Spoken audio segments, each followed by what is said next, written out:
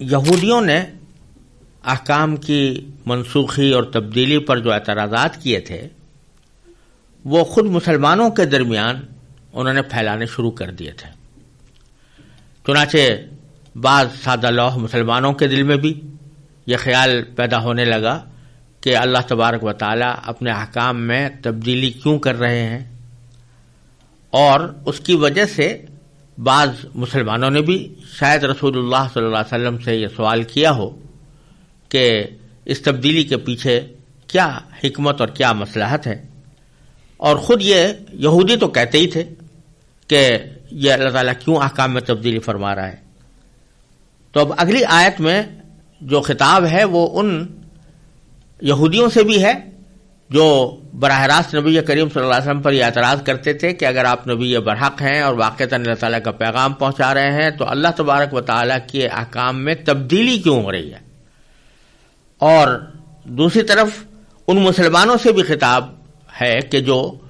ان کے پروپیگنڈے سے کسی درجے میں متاثر ہو کر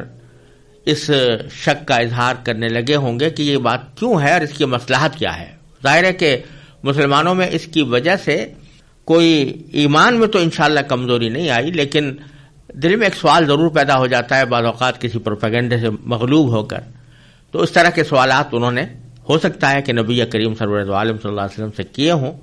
تو اگلی آیت میں اللہ تبارک و تعالی نے ان دونوں سوال کرنے والوں سے یہ خطاب فرمایا ہے کہ ام تریدون ان تسألوا رسولکم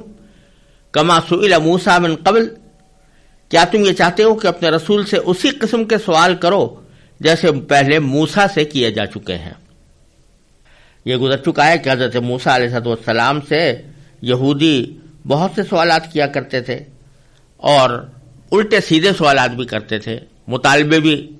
بڑے لغو قسم کے حضرت موسیٰ علیہ السلام کے سامنے پیش کرتے تھے، اور اس سے حضرت موسیٰ علیہ السلام کو بڑی تنگ دلی ہوتی تھی. تو اللہ تبارک و تعالیٰ یہاں فرما رہے ہیں کہ جس طرح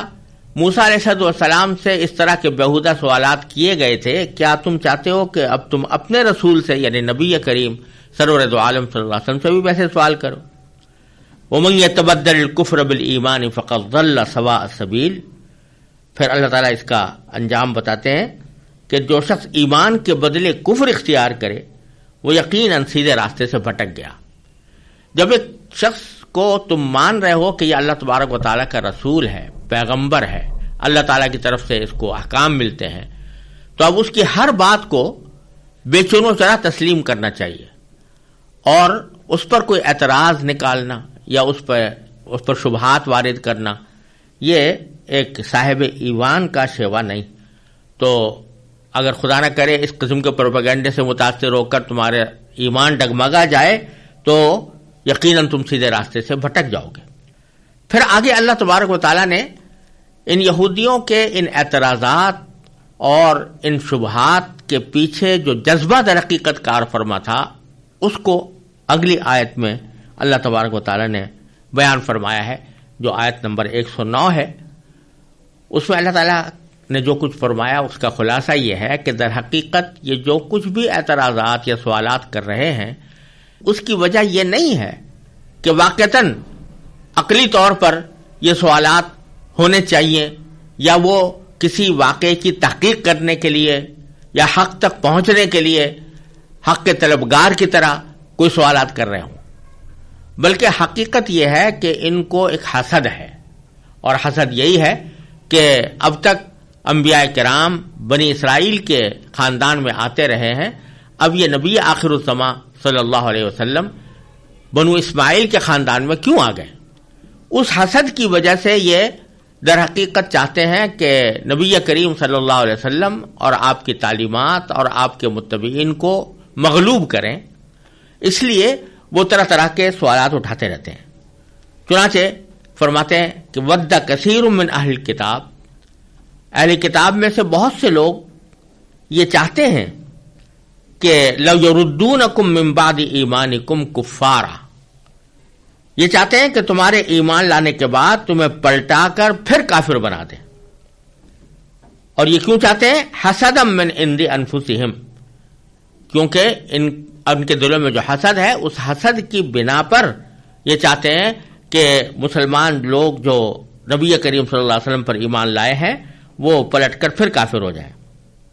اور یہ کارروائی اگر نادانی میں کی ہوتی تو بھی قابل معافی ہو سکتی تھی، لیکن باری تعالیٰ فرماتا ہے من بعد ما تبین لہم الحق. یہ ساری سازشیں اور مسلمانوں کو ایمان سے پلٹانے کی کوششیں اور نبی کریم صلی اللہ علیہ وسلم پر اعتراضات، یہ اس بات کے باوجود ہو رہے ہیں کہ حق ان پر واضح ہو چکا ہے. یہ اپنے دلوں میں جانتے ہیں کہ نبی کریم صلی اللہ علیہ وسلم نبی برحق ہیں اور آپ کی تعلیمات واجب الاتباع ہیں، اس کے باوجود حسد کی وجہ سے آپ کی مخالفت کر رہے ہیں. اب اللہ تبارک و تعالی مسلمانوں سے خطاب فرماتے ہیں فاعفوا واصفحوا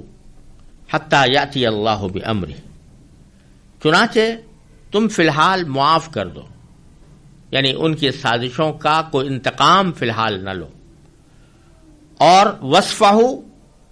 درگزر سے کام لو، ان کو نظر انداز کرو. حتی یأتی اللہ بامرہ، یہاں تک کہ اللہ تعالی خود اپنا فیصلہ بھیج دے. یعنی ایک وقت آنے والا ہے جب یہ لوگ مغلوب اور مفتوح ہوں گے اور اللہ تبارک و تعالی خود ان سے بدلہ لے لے گا.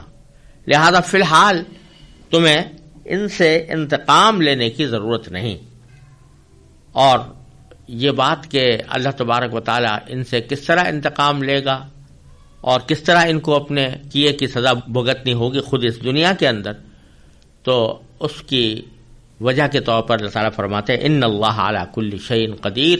بے شک اللہ ہر چیز پر قادر ہے. لہذا وہ اس بات پر بھی قادر ہے کہ آج یہ لوگ جو طاقتور نظر آ رہے ہیں اور ان کے پاس بڑا مال و دولت ہے، یہ اپنی طاقت اور مال و دولت کے باوجود اللہ تبارک و تعالیٰ کے فیصلے کے مطابق یہ مغلوب ہو جائیں، مفتوح ہو جائیں. چنانچہ بعد میں ایسا ہی ہوا.